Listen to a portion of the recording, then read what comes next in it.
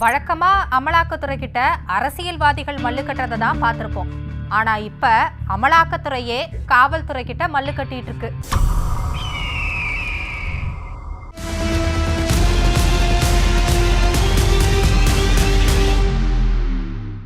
Tamil Nadu DGP Shankar ஜிவாலுக்கும் அமலாக்கத்துறை உயரதிகாரிகளுக்கும் மோதல் வெடிச்சிருக்கு.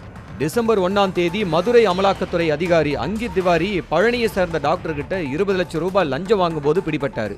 லஞ்ச ஒழிப்புத்துறை போலீசார் மதுரை அமலாக்கத்துறை அலுவலகத்திலேயே போயிட்டு ரெய்டு நடத்தினாங்க. அப்ப அடையாளம் தெரியாத 35 பேர் உள்ள வந்திருக்கிறாங்க.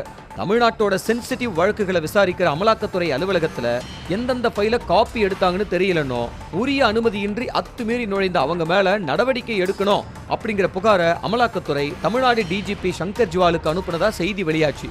அதுக்கப்புறமா டிசம்பர் 2வது வாரத்துல நினைவூட்டல் கடிதம் ஒண்ணு டிஜிபிக்கு அனுப்பி இருக்கிறாங்க. 2வது கடிதத்துல முதல் கடிதம் பத்தி குறிப்பிட்டிருக்கிறாங்க. இத பார்த்து ஷாக்கான டிஜிபி முதல் கடிதம் ஒண்ணு வந்துச்சான்னு கேட்க இல்லன்னு பதில் சொல்லி இருக்கிறாங்க காவல்துறை. நினைவூட்டல் கடிதத்தை அடுத்த கட்ட விசாரணைக்காக மதுரை போலீஸ் கமிஷனருக்கு அனுப்பி வச்சுட்டு முதல்வர்கிட்ட போயிட்டு விளக்கி இருக்கிறாரு டிஜிபி. முதலாவது கடிதம் முறைப்படி வரல, ஊடகங்கள்ல செய்தியை மட்டும் முதலாவது கடிதம்னு கசிய விட்டுருக்காங்கன்னோ, இதுல ஏதோ தகிடுதத்துவம் வேலை நடக்குதுன்னு சந்தேகத்தை கிளப்பி இருக்கிறாங்க. முதலமைச்சர் தரப்புல பொறுத்திருந்து பாப்போம்னு பொடி வச்சு பேசி இருக்கிறதா சொல்லப்பட்டிருக்கு.